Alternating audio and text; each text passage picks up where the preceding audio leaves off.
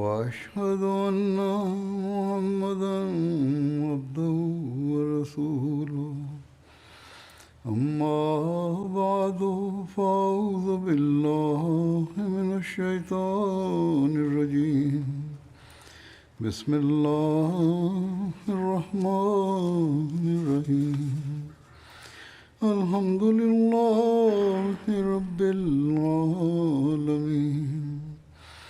الرحمن الرحيم مالك يوم الدين إياك نعبد وإياك نستعين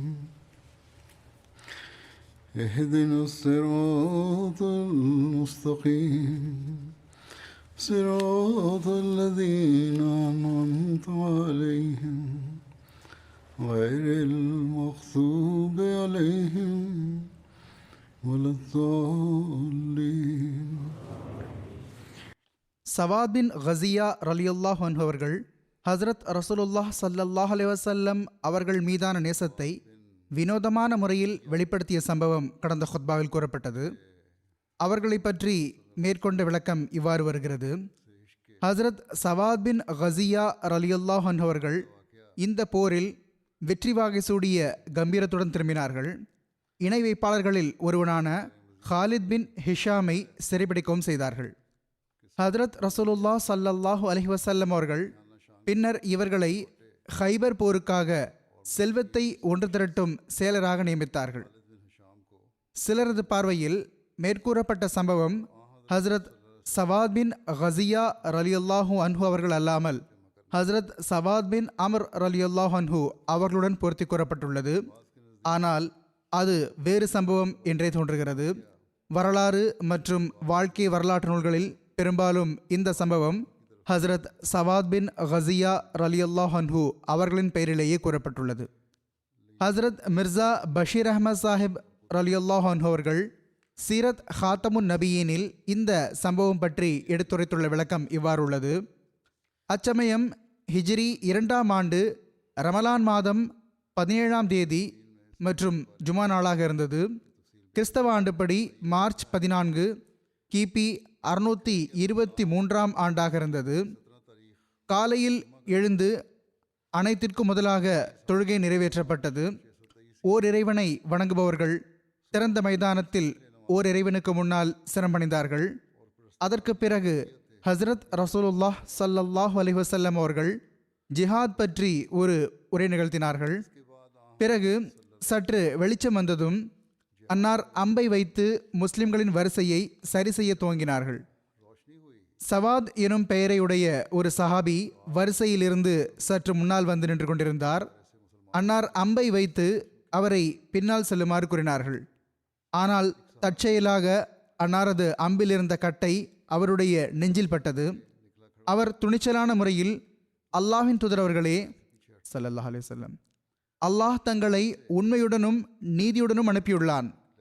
ஆனால் தாங்கள் அநியாயமாக என் மீது அம்பால் குத்திவிட்டீர்கள்.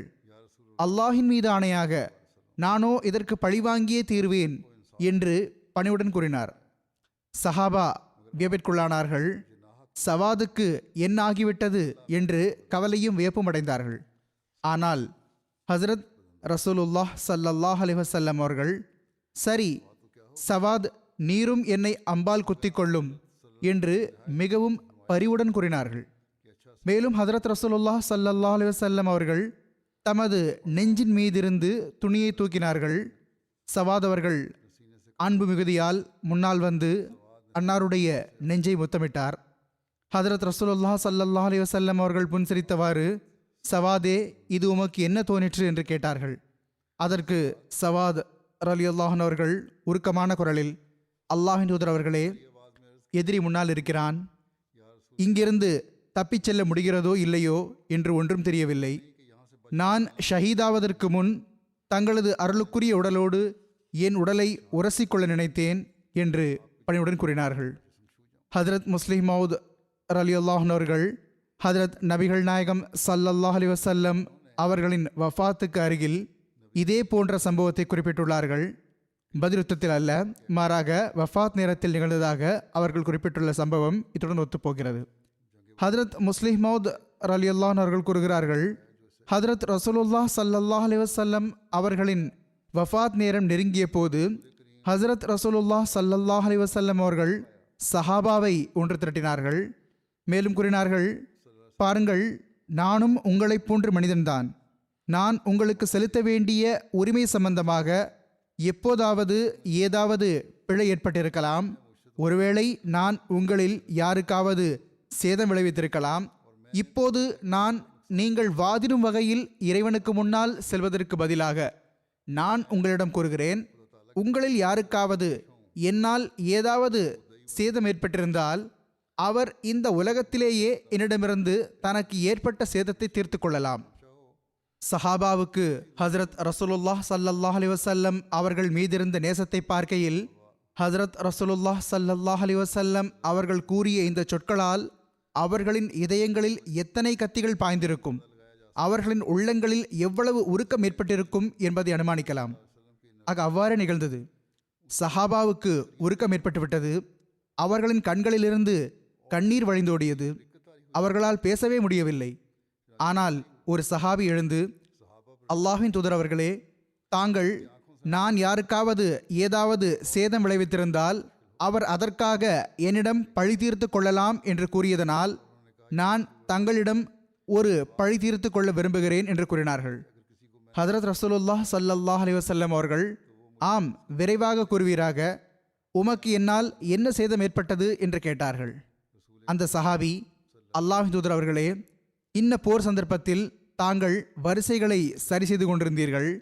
அப்போது தங்களுக்கு ஒரு வரிசையை கடந்து முன்னால் செல்ல வேண்டிய தேவை ஏற்பட்டது. தாங்கள் வரிசையை கிழித்து கொண்டு முன்னால் சென்றபோது தங்களுடைய முழங்கை என் முதுகில் இடித்துவிட்டது. இன்று நான் அதற்கு பழி தீர்த்து கொள்ள விரும்புகிறேன் என்று கூறினார்கள். சஹாபா கூறுகிறார்கள், அப்போது கோபத்தால் எங்களுடைய வாள்கள் உரைகளிலிருந்து வெளியே வந்து கொண்டிருந்தன. எங்கள் கண்களிலிருந்து கண்ணீர் வழிய ஆரம்பித்தது. அந்த நேரத்தில் ஹதரத் ரசூலுல்லாஹ் ஸல்லல்லாஹு அலைஹி வஸல்லம் அவர்கள் மட்டும் எங்களுக்கு முன்னால் இல்லாமல் இருந்திருந்தால் நிச்சயமாக நாங்கள் அவரை துண்டு துண்டாக்கி இருப்போம். ஆனால் ஹதரத் ரசூலுல்லாஹ் ஸல்லல்லாஹு அலைஹி வஸல்லம் அவர்கள் தமது முதுகை அவர் பக்கம் திருப்பி, இதோ உங்கள் பழியை தீர்த்து கொள்ளுங்கள், என்னையும் அதே போன்று முழங்கையால் இடித்து கொள்ளுங்கள் என்று கூறினார்கள்.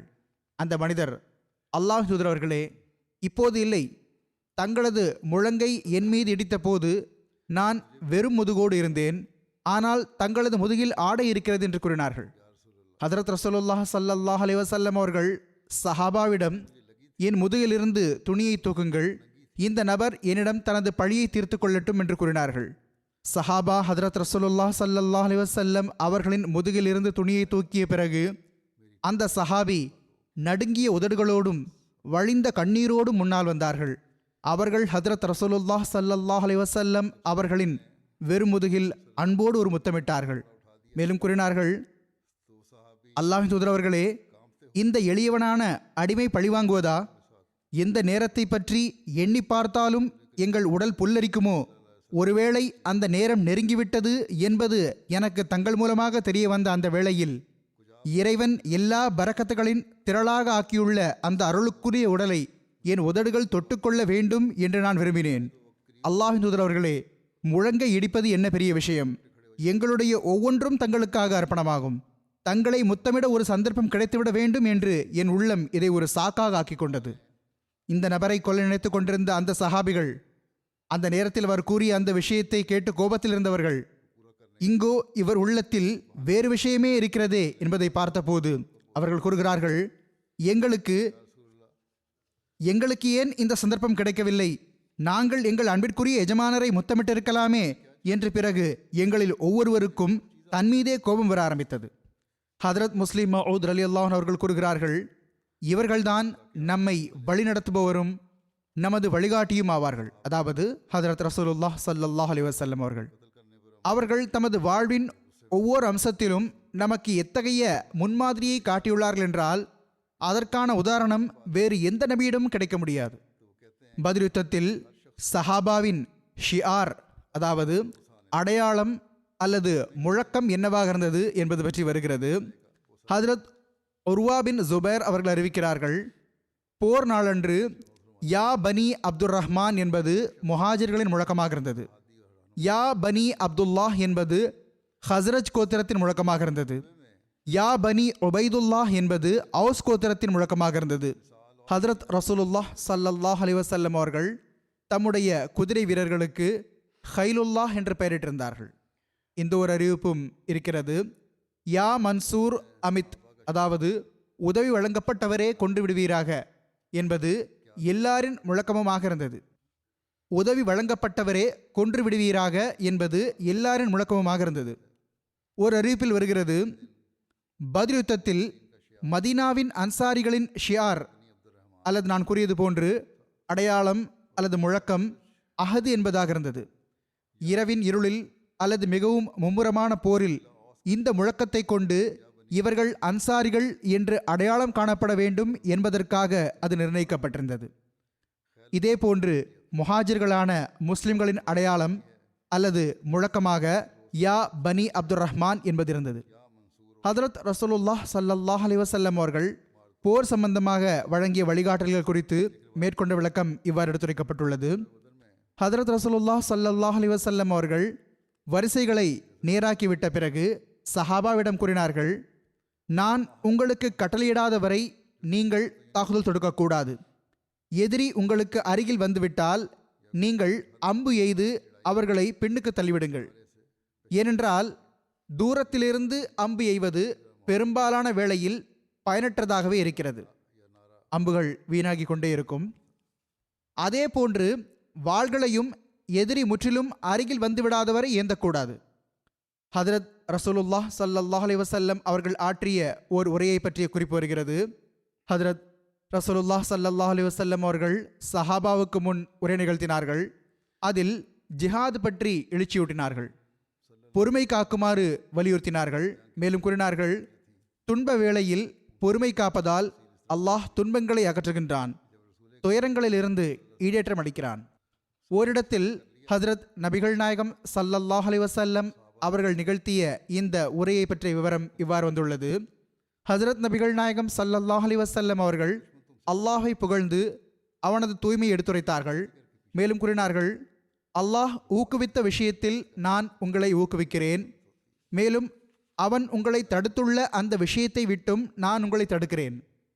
கண்ணியத்திற்குரியவனும் மேலானவனுமான அல்லாஹ் உங்களுக்கு உண்மையை மேற்கொள்வதற்கான கட்டளை பிறப்பிக்கின்றான். அவன் உண்மையை விரும்புகிறான். அவன் நற்செயலாற்றுபவர்களுக்கு தன்னிடம் இருக்கும் உயர்ந்த தரங்களை வழங்குகின்றான். அவர்கள் அதன் மூலமாக நினைவு கூறப்படுகிறார்கள். அதன் மூலமாக அவர்கள் நன்மையில் ஒருவரை ஒருவர் முந்த விரும்புகிறார்கள். இன்று நீங்கள் உண்மையின் படிகளில் ஒரு படியில் நிற்கிறீர்கள். அதில் அல்லாஹ் தான் திருப்தி அடைவதற்காக செய்யப்படுவதை மட்டுமே ஏற்றுக்கொள்கிறான். கடுமை காட்டும் இடத்தில் பொறுமை காட்டுவது எப்படிப்பட்டதென்றால் அதன் மூலம் அல்லாஹ் துயரத்தை அகற்றுகின்றான், இன்னலில் இருந்து ஈடேற்றம் அளிக்கிறான். மறுமையில் அதன் மூலமாக ஈடேற்றம் அடைவீர்கள். அதன் மூலமாக ஈடேற்றம் அடைவீர்கள், அதாவது பொறுமை காட்டுவதன் மூலமாக. உங்கள் மத்தியில் அல்லாஹ்வின் நபி ஸல்லல்லாஹு அலைஹி வஸல்லம் அவர்கள் இருக்கிறார். அவர் உங்களை அச்சுறுத்துகிறார். மேலும் அல்லாஹ் உங்கள் விவகாரத்தில் தன்னுடைய கோபத்திற்கு காரணமாக ஆகின்ற ஏதாவது ஒரு விஷயத்தை உங்களிடம் காண்பதை விட்டும் இன்று நீங்கள் அல்லாஹ்விடம் வெட்கப்படுங்கள் என்று உங்களுக்கு கட்டளையிடுகின்றார். அல்லாஹ் கூறுகின்றான், லமக்துல்லாஹி அக்பர் மின் மக்திக்கும் அன்ஃபுஸக்கும். அல்லாஹ்வின் கோபம் நீங்கள் ஒருவர் மற்றவருடன் கொள்ளும் கோபத்தை காட்டிலும் அதிகமாக இருந்தது. அவன் உங்களுக்கு மறைநூலில் கட்டளையிட்டுள்ள அந்த விஷயத்தை பாருங்கள். அவன் உங்களுக்கு தன்னுடைய அடையாளங்களை காட்டினான். இழிவுக்கு பிறகு உங்களுக்கு கண்ணியம் வழங்கியுள்ளான். அல்லாஹ் உங்கள் மீது திருப்தி கொள்ளும் பொருட்டு அல்லாஹ்வின் ஆடையை உறுதியாக பற்றி பிடித்துக் கொள்ளுங்கள். இந்த இடத்தில் நீங்கள் உங்கள் இறைவனின் சோதனையில் முழுமையாக வென்று காட்டுங்கள். அப்போது நீங்கள் அவன் உங்களிடம் வாக்குறுதி அளித்துள்ள அவனுடைய கருணைக்கும் பாவ மன்னிப்புக்கும் உரியவர்களாக ஆகிவிடுவீர்கள். அவனுடைய வாக்குறுதி உண்மையாகும், அவனுடைய கூற்று உண்மையாகும், அவனுடைய தண்டனை கடுமையானதாகும். நானும் நீங்களும் உயிருள்ளவனும் நிலைத்திருப்பவனுமான அல்லாஹுடன் இருக்கிறோம். நாம் அவனிடம் நம்முடைய வெற்றிக்காக துவா செய்கிறோம், அவனுடைய ஆடையை பற்றி பிடிக்கிறோம், அவனையே நம்பி இருக்கிறோம், அவன் பக்கமே திரும்பிச் செல்ல வேண்டியுள்ளது. அல்லாஹ் நம்மையும் முஸ்லிம்களையும் மன்னித்தருள்வானாக. இது அதன் விளக்கமாக இருந்தது. போர் நடக்கும்போது ஹஜ்ரத் நபிகள் நாயகம் ஸல்லல்லாஹு அலைஹி வஸல்லம் அவர்கள் சிலரை கொல்வதை விட்டும் தடுத்திருந்தார்கள். இது தொடர்பாக வருகிறது. ஹஜ்ரத் இப்னு அப்பாஸ் ரலியல்லாஹு அன்ஹுமா அவர்கள் அறிவிக்கிறார்கள், ஹஜ்ரத் நபிகள் நாயகம் ஸல்லல்லாஹு அலைஹி வஸல்லம் அவர்கள் பத்ர் நாளன்று தம் சஹாபாவிடம் கூறினார்கள், பனு ஹாஷிம் மற்றும் சில மக்கள் நிர்பந்தத்தினால் குறைஷிகளுடன் வந்துள்ளதாகவும் மகிழ்ச்சியுடன் வரவில்லை என்பதும் அவர்கள் நம்முடன் போர் புரிய விரும்பவில்லை என்பதும் எனக்கு தெரிய வந்தது. எனவே உங்களில் எவரொருவர் பனு ஹாஷிமின் மனிதர் எவரையும் சந்திக்கிறாரோ அவர் அவரை கொல்ல வேண்டாம். எவர் அபுல் பக்தரியை சந்திக்கிறாரோ அவர் அவரை கொல்ல வேண்டாம். எவர் அபுல் பக்தரியை சந்திக்கிறாரோ அவர் அவரை கொல்ல வேண்டாம். எவர் அப்துல் முத்தலிபின் மகன் அப்பாஸை இவர்கள் ஹஜ்ரத் எவர் அப்துல் முத்தலிபின் மகன் அப்பாஸை இவர்கள் ஹஜ்ரத் ரசூலுல்லாஹ் ஸல்லல்லாஹு அலைஹி வஸல்லம் அவர்களின் தந்தையின் சகோதரராவார்கள் சந்திக்கிறாரோ அவர் அவரையும் கொல்ல வேண்டாம். ஏனென்றால் இந்த மக்கள் நிர்பந்தத்திற்கு ஆளாகி குறைஷிகளுடன் வந்துள்ளார்கள். ஹஜ்ரத் இப்னு அப்பாஸ் ரலியல்லாஹு அன்ஹுமா அவர்கள் அறிவிக்கிறார்கள், ஹஜ்ரத் அபு ஹுசைஃபா பின் உத்பா கூறினார்கள், நாங்கள் எங்களுடைய தந்தைகள், மகன்கள், சகோதரர்கள் மற்றும் உறவினர்களையோ கொல்ல வேண்டும், ஆனால் அப்பாஸை விட்டுவிட வேண்டுமா? அல்லாஹின் மீது ஆணையாக நான் அவரை, அதாவது அப்பாஸை சந்தித்தால் நான் வாளால் கண்டிப்பாக அவரை கொன்று விடுவேன். அறிவிப்பாளர் கூறுகிறார்கள், இந்த செய்தி ஹஜ்ரத் ரசூலுல்லாஹ் ஸல்லல்லாஹு அலைஹி வஸல்லம் அவர்களை எட்டிய போது அன்னார் ஹஜ்ரத் உமர் பின் கத்தாப் ரலியல்லாஹு அன்ஹு அவர்களிடம் கூறினார்கள், அபு ஹஃபஸே, ஹஜ்ரத் உமர் ரலியல்லாஹு அன்ஹு அவர்கள் கூறுகிறார்கள், அல்லாஹின் மீது ஆணையாக ஹஜ்ரத் நபிகள் நாயகம் ஸல்லல்லாஹு அலைஹி வஸல்லம் அவர்கள் அபு ஹஃபஸ் என்ற என்னுடைய புனைப்பெயரை வைத்து என்னை அழைத்தது அதுவே முதல் நாளாகும். ஹுசூர் ஸல்லல்லாஹு அலைஹி வஸல்லம் அவர்கள் அல்லாஹ்வின் தூதரின் சாச்சாவின் மீது வாள் வீசப்படுமா என்று கேட்டார்கள். ஹஜ்ரத் உமர் ரலியல்லாஹு அன்ஹு அவர்கள், அல்லாஹ்வின் தூதர் அவர்களே, தாங்கள் எனக்கு அனுமதி அளித்தால் நான் வாளால் அவருடைய தலையை, அதாவது நயவஞ்சகத்தை வெளிப்படுத்திய அபு ஹுசைஃபாவின் தலையை சீவி விடுகிறேன் என்று பணிவுடன் கேட்டுக்கொண்டார்கள். ஹஜ்ரத் உமர் ரலியல்லாஹு அன்ஹு அவர்கள், அல்லாஹின் மீது ஆணையாக அவர், அதாவது அபு ஹுசைஃபா நயவஞ்சகத்தை வெளிப்படுத்தியுள்ளார் என்று பணிவுடன் கூறினார்கள். ஹஜ்ரத் அபு ஹுசைஃபா ரலியல்லாஹு அன்ஹு அவர்கள் பிற்காலத்தில் இவ்வாறு கூறி வந்தார்கள், நான் அன்று கூறிய அந்த சொல் காரணமாக நான் நிம்மதியாக இருக்கவில்லை. நான் ஷஹீதாவது இதற்கு ஈடேற்றமாக ஆவதை தவிர வேறு வழியில்லை என்று நான் எப்பொழுதும் இந்த விஷயத்தால் அஞ்சு கொண்டே இருந்தேன். ஆக ஹஜ்ரத் அபு ஹுசைஃபா ரலியல்லாஹு அன்ஹு அவர்கள் யமாமா போர் என்று ஷஹீதாகிவிட்டார்கள். ஹஜ்ரத் மிர்சா பஷீர் அஹமத் சாஹிப் ரலியல்லாஹு அன்ஹு அவர்கள் இதன் விளக்கத்தை பற்றியே இவ்வாறு எழுதியுள்ளார்கள். ஹஜ்ரத் ரசூலுல்லாஹ் ஸல்லல்லாஹு அலைஹி வஸல்லம் அவர்கள் சஹாபாவை பார்த்து இதையும் கூறினார்கள், நிராகரிப்பாளர்களின் படையில் எத்தகைய சிலரும் இருக்கிறார்கள் என்றால் அவர்கள் தம் மன மகிழ்ச்சியுடன் இந்த போர் திட்டத்தில் கலந்து கொள்ளவில்லை, மாறாக குரேஷிய தலைவர்களின் அழுத்தம் காரணமாக கலந்து கொண்டார்கள். இல்லையெனில் அவர்கள் மனதால் நம்முடைய எதிரிகள் அல்ல. அதே போன்று எப்படிப்பட்ட சிலரும் இந்த படையில் இருக்கிறார்கள் என்றால் அவர்கள் மக்காவில் நம்முடைய கஷ்ட நேரத்தில் நம்முடன் கண்ணியமாக நடந்து கொண்டார்கள். மக்காவில் அவர்கள் முஸ்லிம்களுடன் நடந்து கொண்ட அவர்களின் அந்த ஒழுக்கம் காரணமாக அவர்களின் நன்மைக்கு கைமாறு செய்வது நமது கடமையாகும். எனவே இப்படிப்பட்ட எவர் மீதாவது எவராவது ஒரு முஸ்லிம் மேலோங்கிவிட்டால் அவருக்கு எவ்வித துன்பமும் தரக்கூடாது. ஹுசூர் ஸல்லல்லாஹு அலைஹி வஸல்லம் அவர்கள் குறிப்பாக முதல் வகையில் அப்பாஸ் பின் அப்துல் முத்தலிப் அவர்கள் மற்றும் இரண்டாவது வகையில் அபுல் பக்தரியின் பெயரை கூறினார்கள். அவர்களை கொல்வதை விட்டும் தடுத்தார்கள். ஏனென்றால் இந்த மக்கள் முஸ்லிம்களின் துயர் துடைக்க முயற்சி செய்து வந்தார்கள், எனவே தடுத்தார்கள். ஆனால் தவிர்க்க முடியாத நிலைமையால் அபுல் பக்தரியால் கொல்லப்படுவதிலிருந்து தப்ப முடியவில்லை. ஆனால் அவர் மரணிப்பதற்கு முன்பு ஹதரத் ரசூலுல்லாஹ் ஸல்லல்லாஹு அலைஹி வஸல்லம் அவர்கள் அவரை கொல்லக்கூடாது என்று தடுத்துள்ளார்கள் என்பது அவருக்கு தெரிந்துவிட்டது. வரலாற்றில் வருகிறது, இதற்கு பிறகு ஹதரத் ரசூலுல்லாஹ் ஸல்லல்லாஹு அலைஹி வஸல்லம் அவர்கள் தமக்காக அமைக்கப்பட்டிருந்த இடமான கூடாரத்திற்கு சென்று மீண்டும் துவாவில் மூழ்கிவிட்டார்கள். ஹதரத் அபூபக்கர் ரலியல்லாஹு அன்ஹு அவர்களும் உடனிருந்தார்கள். கூடாரத்தின் அக்கம்பக்கம் ஹதரத் சாத் பின் முஆஸ் ரலியல்லாஹு அவர்களின் தலைமையில் அன்சாரிகளின் ஒரு கூட்டம் நிர்ணயிக்கப்பட்டிருந்தது. ஹதரத் இப்னு அப்பாஸ் ரலியல்லாஹு அன்ஹுமா அவர்கள் கூறுகிறார்கள், ஹதரத் ரசூலுல்லாஹ் ஸல்லல்லாஹு அலைஹி வஸல்லம் அவர்கள் பத்ர் நாளன்று ஒரு கூடாரத்தில் இருக்கும்போது இவ்வாறு கூறினார்கள், அல்லாஹும்ம இன்னி அன்ஷுதுக அஹ்தக வவஅதக அல்லாஹும்ம இன் ஷிஅத லன் துஅபத் பஅதல் யௌம். அல்லாஹ்வே, நான் நீ அளித்த உறுதியை, நீ வழங்கிய வாக்குறுதியையே முன்வைத்து கூறுகிறேன். என் நிறைவா, நீயே முஸ்லிம்களின் அழிவை விரும்பினால் இன்றுக்கு பிறகு உன்னை வணங்குபவர் எவரும் இருக்க மாட்டார். இதற்குள் ஹதரத் அபு பக்ர் ரலியல்லாஹு அவர்கள் அன்னாருடைய கையை பிடித்துக் கொண்டார்கள். மேலும், அல்லாஹ்வின் தூதர் அவர்களே, போதும், நிறுத்திக் கொள்ளுங்கள், தாங்கள் தங்கள் இறைவனிடம் மீண்டும் மீண்டும் துஆ கேட்டு விட்டீர்கள் என்று கூறினார்கள். ஹதரத் ரசூலுல்லாஹ் ஸல்லல்லாஹு அலைஹி வஸல்லம் அவர்கள் கவசம் அணிந்திருந்தார்கள். ஹதரத் ரசூலுல்லாஹ் ஸல்லல்லாஹு அலைஹி வஸல்லம் அவர்கள் கூடாரத்திலிருந்து வெளியே வந்து இதை ஓதிக்கொண்டிருந்தார்கள். ச யுஹ்ஸமுல் ஜம்உ வ யுவல்லூன துபுர் பலிஸ் ஸாஅத்து மௌஇதுஹும் வஸ்ஸாஅத்து அத்ஹா வ அமர். பொருள்: அண்மையில் இவர்கள் அனைவரும் தோல்வியடைவார்கள், மேலும் புறமுதுகிட்டு ஓடுவார்கள்.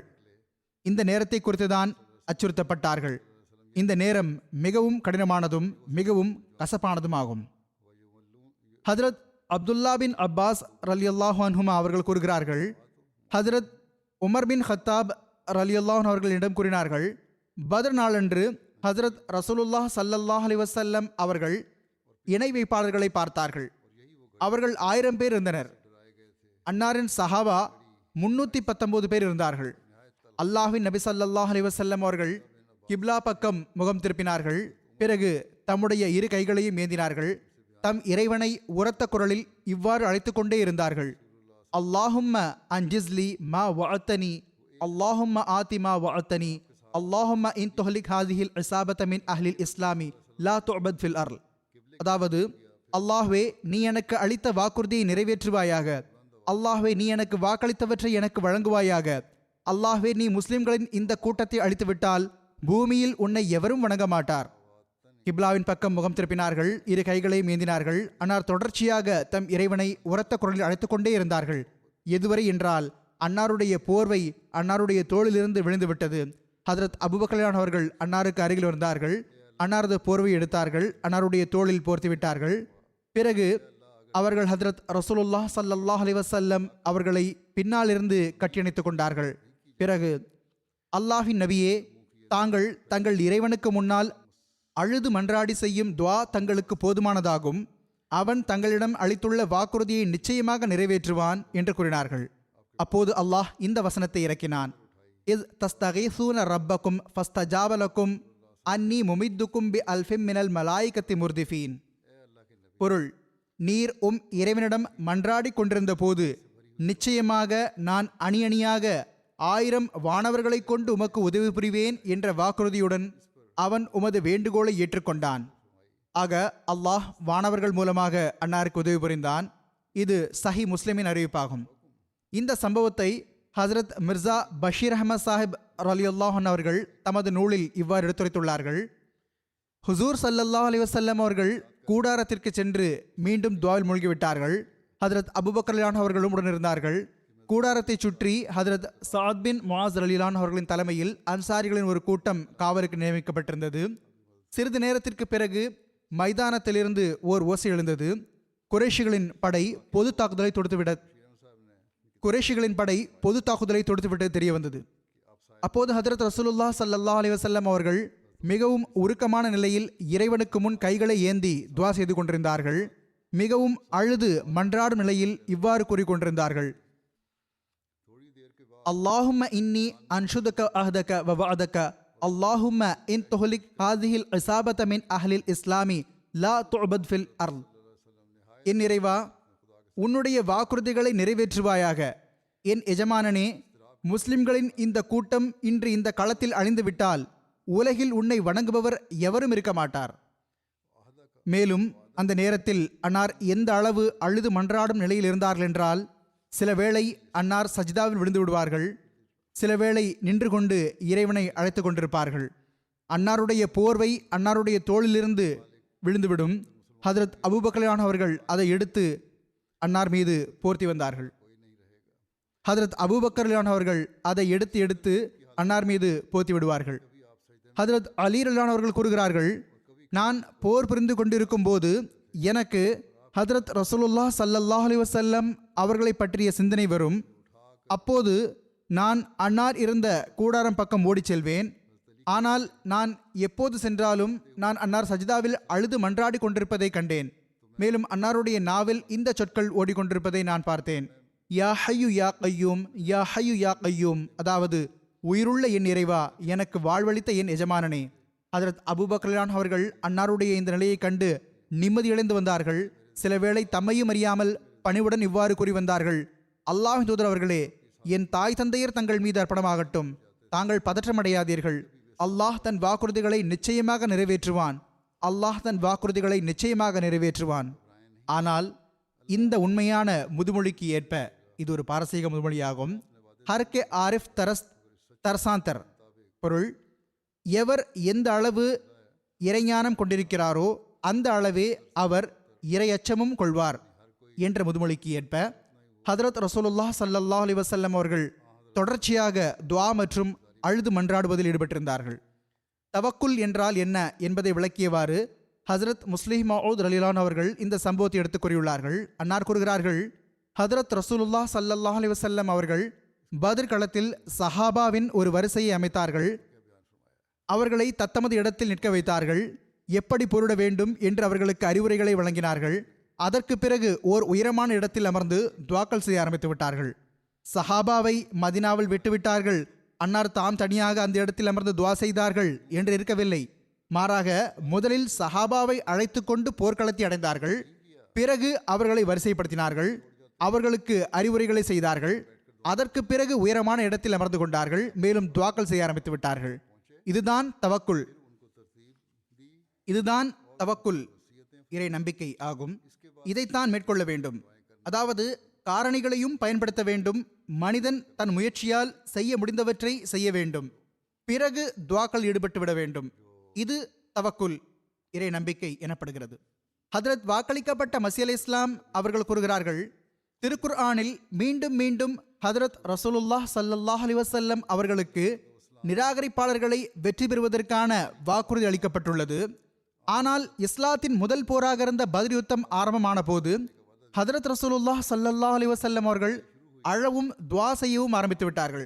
துஆ செய்ய செய்ய இந்த சொற்கள் ஹதரத் ரசூலுல்லாஹ் ஸல்லல்லாஹு அலைஹி வஸல்லம் அவர்களின் நாவில் இருந்து வந்தன.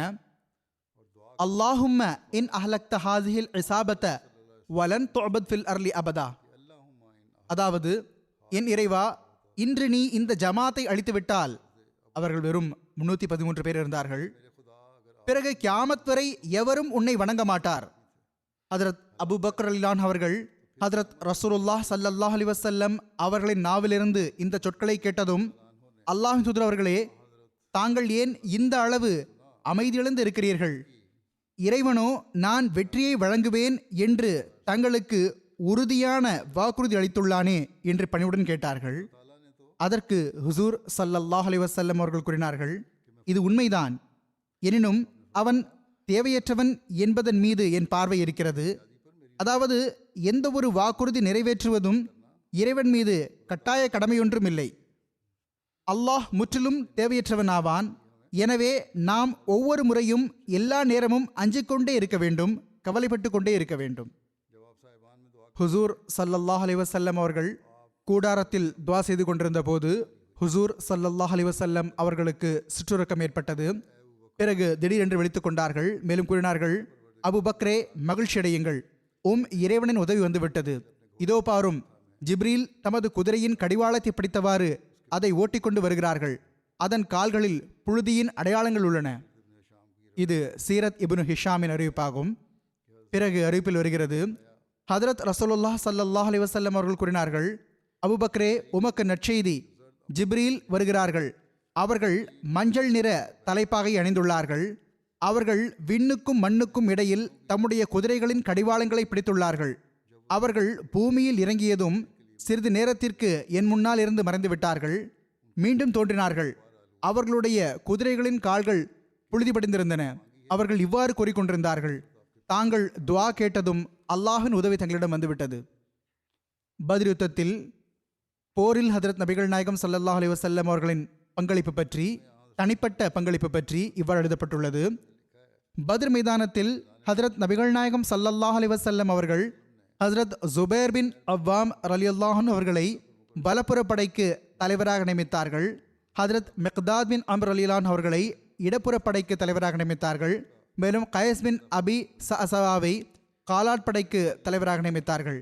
படையின் பொதுவான தலைமை ஹதரத் ரசூலுல்லாஹ் ஸல்லல்லாஹு அலைஹி வஸல்லம் அவர்களின் கையில் இருந்தது. ஹதரத் ரசூலுல்லாஹ் ஸல்லல்லாஹு அலைஹி வஸல்லம் அவர்கள் முன் வரிசையில் இருந்தார்கள். ஹதரத் ரசூலுல்லாஹ் ஸல்லல்லாஹு அலைஹி வஸல்லம் அவர்கள் சஹாபா அனைவரையும் தம்முடைய வழிகாட்டல்களை பேணியிருக்கச் செய்தார்கள். ஹதரத் ரசூலுல்லாஹ் ஸல்லல்லாஹு அலைஹி வஸல்லம் அவர்கள் கூறினார்கள், உங்களில் எவரும் நான் அவருக்கு முன்னால் இல்லாதவரை முன்னோக்கி செல்லக்கூடாது. ஹதரத் ரசூலுல்லாஹ் ஸல்லல்லாஹு அலைஹி வஸல்லம் அவர்கள் ஆயுதங்களை நோக்கத்துடன் பயன்படுத்துவதை வலியுறுத்தியவாறு கூறினார்கள், எதிரி உங்களுக்கு அருகில் வந்துவிட்ட பிறகு அம்பு எய்துங்கள் என்ற அளவு அம்புகளை பாதுகாத்து வைத்தார்கள். அமர்ந்து துஆ செய்வது பற்றி கூறப்பட்ட இந்த சம்பவம் அனைத்தும் இந்த முழு போர் ஆரம்பமாவதற்கு முன்னுள்ள சம்பவமாகும். ஏனென்றால் அது எழுதப்பட்டுள்ள வகையில் ஹதரத் ரசூலுல்லாஹ் ஸல்லல்லாஹு அலைஹி வஸல்லம் அவர்கள் போரில் கலந்து கொள்ளவில்லை போல என்று புரியப்படுகிறது. அன்னார் கலந்து கொண்டிருந்தார்கள். ஆனால் இந்த துஆவை அன்னார் அதற்கு முன்பு செய்தார்கள். அதன் விளைவாக அல்லாஹ் வானவர்களின் உதவியையும் அனுப்பினான். எவ்வாறு இருப்பினும் இவ்வாறு எழுதப்பட்டுள்ளது, பத்ரின் போர்க்களத்தில் ஹதரத் ரசூலுல்லாஹ் ஸல்லல்லாஹு அலைஹி வஸல்லம் அவர்களின் செயல் ரீதியான பங்களிப்பு பற்றி ஹதரத் அலி ரலியல்லாஹு அன்ஹு அவர்கள் எடுத்துரைக்கிறார்கள். நாங்கள் பத்ர் நாளன்று ஹதரத் நபிகள் நாயகம் ஸல்லல்லாஹு அலைஹி வஸல்லம் அவர்களுக்கு பின்னால் இருந்து வந்தோம். ஹதரத் நபிகள் நாயகம் ஸல்லல்லாஹு அலைஹி வஸல்லம் அவர்கள் எதிரிக்கு மிக அருகில் இருந்தார்கள். அந்த நாளில் ஹதரத் நபிகள் நாயகம் ஸல்லல்லாஹு அலைஹி வஸல்லம் அவர்கள் எல்லா போராளிகளிலும் அதிகம் கடுமையாக போர் புரிபவர்களாக இருந்தார்கள். போர்க்களத்தில் குறைஷிய படையின் வருகை மற்றும் அவர்களுக்கு தங்களுக்குள்ளே ஏற்பட்ட கருத்து வேறுபாடு ஆகியவற்றை பற்றி எழுதப்பட்டுள்ளது. குறைஷிகள் பத்ர் களத்தில் இறங்கியதும் அவர்கள் உமைர் பின் வஹபை முஹம்மத் ஸல்லல்லாஹு அலைஹி வஸல்லம் அவர்களுடன் எத்தனை போர் வீரர்கள் இருக்கிறார்கள் என்று போய் பார் என அனுப்பினார்கள். எனவே உமைர் தனது குதிரையை இஸ்லாமிய படையை சுற்றி ஓட்டினான். பிறகு மக்கத்து குறைஷிகளிடம் திரும்பி வந்து, என்னை பொறுத்தவரை இவர்கள் 300க்கு சற்று குறைவாகவோ அதிகமாகவோ இருப்பார்கள் என்று கூறினான். பிறகு இஸ்லாமிய படைக்கு உதவி புரிவதற்காக மறைவாக இருந்து தாக்கும் பதுங்குமிடம் ஏதும் இல்லையே என்பதை அறிய மீண்டும் பார்த்து வருவதற்காக திரும்பிச் சென்றான். உமைர் பின் வஹப் தனது குதிரையை ஓட்டி மிகவும் தூரம் சென்று விட்டான். அங்கிருந்து திரும்பி வந்து இவ்வாறு கூறினான், அவர்களுக்கு உதவி இருப்பதாக தெரியவில்லை. ஆனால் குறைஷிகளே, துன்பங்கள் மரணத்தை தூக்கி கொண்டு உங்கள் மீது இறங்குவதை நான் பார்த்தேன். நான் மரணங்களை சுமந்திருக்கும் ஒட்டகங்களை பார்த்தேன். யஸ்ரபின் ஒட்டகங்கள் உறுதியான மரணத்தை சுமந்துள்ளன. அவர்கள் தற்காப்புக்கான எந்த ஏற்பாடும் இல்லாத சமுதாயமாவார்கள். அவர்களிடம் வாள்களைத் தவிர அடைக்கலத்திற்கான வேறு எந்த இடமும் இல்லை. அவர்கள் நம்மில் ஒவ்வொருவரையும் கொல்லும் வரை அவர்களில் ஒருவர் கூட கொல்லப்பட மாட்டார். அவர்கள் தமது கணக்குப்படி நம்முடைய மனிதர்களை கொன்று போட்டால் அதற்கு பிறகு வாழ்வில் என்ன இன்பம் இருக்கும்? இப்போது நீங்கள் பொருத்தமாக கருதுவதை செய்யுங்கள். முழு ஆய்வு செய்து அவன் தனது ஒரு கருத்தை கூறினான். இந்த விஷயங்களை கேட்ட ஹக்கீம் பின் ஹிஸாம் உத்பா பின் ரபியாவிடம் வந்தான். அவனிடம், நீ குறைஷியர்களில் குறிப்பிட்டவனும் தலைவனும் ஆவாய். எனவே மக்களை திருப்பி அழைத்துச் செல். அமர் பின் ஹஸ்ரமியின் ஈட்டுத் தொகையை செலுத்திவிடு என்று கூறினான். உத்பா, எனக்கு சம்மதம்தான். நீ இப்னு ஹன்சலாவிடம், அதாவது அபூஜஹலிடம் செல். அபூஜஹலின் தந்தை பெயர் ஹன்சலா ஆகும். அவனிடம் செல் என்று கூறினான். எனவே ஹக்கீம் பின் ஹிஸாம் இதற்காக அபூஜஹலிடம் சென்றான். அவனிடம், என்னை உங்களிடம் உத்பா அனுப்பினான். அவன் ஈட்டுத் தொகையை செலுத்தி விடுவானாம். நீங்கள் குறைஷிகளை திருப்பி அழைத்துச் செல்லுங்கள் என்று கூறினான். அதை கேட்ட அபூஜஹல் முஹம்மது ஸல்லல்லாஹு அலைஹி வஸல்லம் அவர்களை பார்த்ததிலிருந்து அவன் பயந்து போய்விட்டான். கோழைத்தனத்தை வெளிப்படுத்த ஆரம்பித்து விட்டான். ஒருபோதும் அல்ல, இறைவன் மீது ஆணையாக, இறைவன் எங்களுக்கும் முஹம்மதுக்கும் ஸல்லல்லாஹு அலைஹி வஸல்லம் அவர்கள் இடையில் தீர்ப்பு வழங்கும் வரை நாங்கள் திரும்பிச் செல்ல மாட்டோம் என்று கூறினான். அபூஜஹல் இதையும் கூறினான். உத்பா ஏன் நம்மை போரிலிருந்து தடுக்கிறான் என்றால், முஸ்லிம்கள் எங்களுக்கு ஒட்டகத்தின் ஒரு கவளத்தை போன்றுதான் என்பது அவனுக்கு தெரியும். அதாவது மிகவும் சுலபமாக நாங்கள் அவர்களை கொன்று விடுவோம். மேலும் அந்த முஸ்லிம்களில் உத்பாவின் மகனும் இருக்கிறான். உத்பாவின் மகன் முஸ்லிமாகிவிட்டிருந்தார். ஒருவேளை அவன் தன் மகன் காரணமாக போர் புரியவில்லை. உத்பாவின் இந்த மகன் ஹஜரத் ஹுசைஃபா ரலிலான் அவர்கள் ஆவார்கள். அவர்கள் முஸ்லிம்கள் தரப்பிலிருந்து பத்ர் களத்தில் இருந்தார்கள். உத்பாவுக்கு அபூ ஜஹல் தரப்பிலிருந்து கோழைத்தனம் என்று பரிகாசம் செய்த செய்தி கிடைத்ததும் அவன் யார் கோழை, யார் பயந்து போய் இருக்கிறார் என்பது அந்த கோழைக்கு, அதாவது அபூ ஜஹலுக்கு விரைவில் தெரிந்துவிடும் என்று கூறினான். ஹஜரத் மிர்சா பஷீர் அஹமத் சாஹிப் ரலிலான் அவர்கள் இதற்கு விளக்கம் எடுத்துரைத்துள்ளார்கள். இதை எடுத்துரைத்தவாறு கூறுகிறார்கள், இப்போது படைகள் சரியாக ஒன்று மற்றொன்றுக்கு எதிரில் இருந்தன. முதலில் போர் நிலையில் படைகள் ஒன்று கூடிக்கொண்டிருந்தன. அந்த நேரத்தில் காஃபிர்களின் படை பெரும் படையாக இருந்தது. அப்போது ஹதரத் நபிகள் நாயகம் ஸல்லல்லாஹு அலைஹி வஸல்லம் அவர்கள் துஆக்களில் ஈடுபட்டிருந்தார்கள். படைகள் எதிரெதிரே வந்த பிறகு போர் ஆரம்பிக்கலானதும் அந்த நேரத்தில் ஹதரத் நபிகள் நாயகம் ஸல்லல்லாஹு அலைஹி வஸல்லம் அவர்களும் போர்க்களத்தில் இருந்தார்கள். பஷீர் அஹமத் சாஹிப் அவர்கள் கூறுகிறார்கள், இப்போது படைகள் சரியாக ஒன்று மற்றொன்றுக்கு எதிராக இருந்தன. ஆனால் இறை வல்லமையின் வினோதமான காட்சி என்னவென்றால், அப்போது படைகள் நிற்கும் வரிசை எப்படி இருந்ததென்றால், இஸ்லாமிய படை குறைஷிகளுக்கு அசல் எண்ணிக்கையை விட அதிகமாக, இன்னும் சொல்வதாயின் இரட்டிப்பாக தென்பட்டது. அதன் காரணமாக நிராகரிப்பாளர்கள் மதிப்பச்சத்திற்குள்ளாகிக் கொண்டே சென்றார்கள். மறுபுறம் குறைஷிகளின் படை முஸ்லிம்களுக்கு அவர்களின் அசல் எண்ணிக்கையை விட குறைவாக தென்பட்டது. அதன் விளைவாக முஸ்லிம்களின் உள்ளங்கள் விரிவடைந்தன. எப்படியாவது இஸ்லாமிய படையின் எண்ணிக்கையை சரியாக அனுமானித்துவிட வேண்டும் அல்லது தெரிந்து கொள்ள வேண்டும், அதன் மூலம் உடைந்த தங்கள் உள்ளங்களுக்கு ஆதரவளிக்க வேண்டும் என்பது குறைஷிகள் முயற்சியாக இருந்தது. பயந்து போயிருந்த உள்ளங்களுக்கு ஆதரவளிக்க வேண்டும் என்று நினைத்தார்கள். இதற்காக குறைஷிய தலைவர்கள் உமைர் பின் வஹபை இஸ்லாமிய படையின் நாலாபுறமும் குதிரையை ஓட்டி அதன் எண்ணிக்கை எவ்வளவு, அவர்களுக்கு பின்னால் உதவிப்படை ஏதும் மறைவாக இல்லையே என்பதை பார்த்தவர் அனுப்பினார்கள். எனவே உமேர் குதிரையில் பயணித்து முஸ்லிம்களை சுற்றி வந்தான். ஆனால் அவனுக்கு முஸ்லிம்களின் தோற்றம் மற்றும் வடிவத்தால் எத்தகைய கம்பீரமும் மன உறுதியும் மரணத்தை பற்றிய எப்படிப்பட்ட அச்சமின்மையும் தென்பட்டதென்றால் அவன் மிகவும் மதிப்பச்சத்திற்குள்ளாகி திரும்பினான். மேலும் குறைஷிகளை பார்த்து கூறினான், எனக்கு மறைவான உதவிப்படையோ ஏதும் தென்படவில்லை. ஆனால் குறைஷிகளின் கூட்டமே, முஸ்லிம்களின் படையில் ஒட்டயங்களின் பல்லக்குகள் தம்மீது மனிதர்களை அல்ல, மாறாக மரணங்களை தூக்கி இருப்பதை கண்டேன். யஸ்ரபின் ஒட்டகங்கள் மீது அழிவுகள் பயணித்து வருவதை போன்று உள்ளது. குறைஷிகள் இந்த விஷயத்தை கேட்டதும் அவர்களிடம் ஒரு மன உளைச்சல் போன்ற நிலை உருவாகிவிட்டது. அவர்களின் உத்தரவாதம் அளிப்பவனாக ஆகி வந்திருந்த சுராக்கா எந்த அளவு மதிப்பச்சத்திற்கு உள்ளானான் என்றால் அவன் திரும்பி ஓடிவிட்டான். மக்களை அவனை தடுத்த போது, எனக்கு தெரிவதை நீங்கள் பார்ப்பதில்லை என்று கூறினான். ஹக்கீம் பின் ஹிசாம் உமைரின் கருத்தை கேட்டதும் பதற்றமடைந்து உத்பா பின் ரபியாவிடம் வந்து, உத்பாவே, நீ முஹம்மத் ஸல்லல்லாஹு அலைஹி வஸல்லம் அவர்களிடம் அமர் ஹஸ்ரமிக்காகத்தானே பழிவாங்க விரும்புகிறாய்? அவன் உன் நண்பனாக இருந்தான். நீ அவன் தரப்பில் இருந்து ஈட்டுத் தொகையை செலுத்திவிட்டு குறைஷிகளை அழைத்து கொண்டு திரும்பி சென்று விட முடியாதா? அதில் என்றென்றைக்கும் உனது நட்பெயர் இருக்கும் என்று கூறினான். சுயமே பதறிப்போயிருந்த உத்பாவுக்கு வேறு என்ன வேண்டும்? அவன் உடனடியாக ஆமாம் ஆமாம், இது சரி, எனக்கு சம்மதம் என்று கூறினான். பிறகு அவன் ஹக்கீம் பின் ஹிசாமை பார்த்து, கடைசியில் இந்த முஸ்லிம்களும் நாமும் உறவினர்கள் தானே. சகோதரன் சகோதரன் மீது வாழ் ஏந்துவதும் தந்தை மகன் மீது வாழ் ஏந்துவதும் நன்றாகவா இருக்கிறது? நீ ஒன்று செய், இப்போது அபுல் ஹக்கமிடம், அதாவது அபு ஜஹலிடம் செல், அவனுக்கு முன்னால் இந்த ஆலோசனையை எடுத்து வை என்று கூறினான். மறுபக்கம் உத்பா தானே ஒட்டகத்தின் மீது பயணித்து தன் சார்பாக மக்களுக்கு இவ்வாறு புரிய வைக்க ஆரம்பித்து விட்டான். உறவினர்கள் மத்தியில் போர் புரிவது சரியில்லை, நாம் திரும்பி சென்று விட வேண்டும். முஹம்மதை ஸல்லல்லாஹு அலைஹி வஸல்லம் அவர்களை அவருடைய நிலையிலேயே விட்டுவிட வேண்டும். அவர் மற்ற அரேபிய கோத்திரங்களுடன் ஒரு முடிவுக்கு வரட்டும், என்ன விளைவு ஏற்படுகிறதோ பார்க்கலாம். அடுத்து நீங்கள் பாருங்கள், அந்த முஸ்லிம்களுடன் சண்டையிடுவது ஒன்றும் சாதாரண பணியல்ல. ஏனென்றால் நீங்கள் என்னை கோழை என்று சொன்னாலும் பரவாயில்லை, ஆனால் நான் கோழை அல்ல. எனக்கோ இந்த மக்கள் மரணத்தை வாங்கியவர்களாக தென்படுகிறார்கள். ஹதரத் ரசூலுல்லாஹ் ஸல்லல்லாஹு அலைஹி வஸல்லம் அவர்கள் தூரத்திலிருந்து உத்பாவை பார்த்ததும் கூறினார்கள், குறைஷிகளின் படையில் யாரிடமாவது ஒழுக்கம் இருக்கிறது என்றால் இந்த செந்நிற ஒட்டகத்தில் பயணித்திருப்பவனிடம் கண்டிப்பாக இருக்கிறது. இந்த மக்கள் அவன் கூறுவதை கேட்டால் அவர்களுக்கு நல்லதாகும். ஆனால் ஹக்கீம் பின் ஹிசாம் அபு ஜஹலிடம் வந்து அவரிடம் இந்த ஆலோசனையை கூறிய போது, சமுதாயத்தின் அந்த ஃபிர்அவுன் எங்கே இருந்து இது போன்ற விஷயங்களை கேட்பான்? உடனடியாக, ஓஹோ, இப்போது உத்பாவுக்கு தன் உறவினர்கள் தென்பட ஆரம்பித்து விட்டார்களா என்று கேட்டான். பிறகு அவன் அமர் ஹஸ்ரமியின் சகோதரன் ஆமிர் ஹஸ்ரமியை அழைத்து, உன் நண்பன் உத்பா என்ன சொல்கிறான் என்று நீ கேட்டாயா? அதுவும் உன் சகோதரனுக்காக பழிவாங்கும் சந்தர்ப்பம் கையில் கிடைத்திருக்கும் போது என்ன கூறுகிறான் பார் என்று கூறினான்.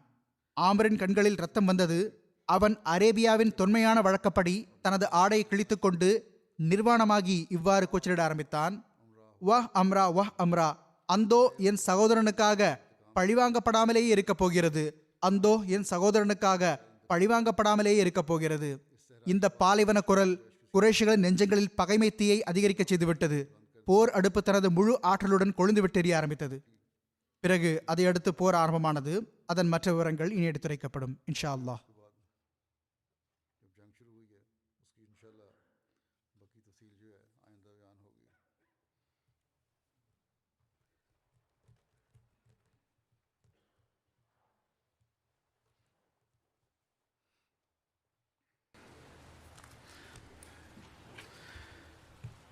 الحمد لله الحمد لله نحمده ونستعينه نحمده ونستعينه ونستغفره ونؤمن به ونتوكل عليه ونعوذ بالله من شرور أنفسنا ومن سيئات أعمالنا. من يهده الله فلا مضل له ومن يضلل فلا هادي له.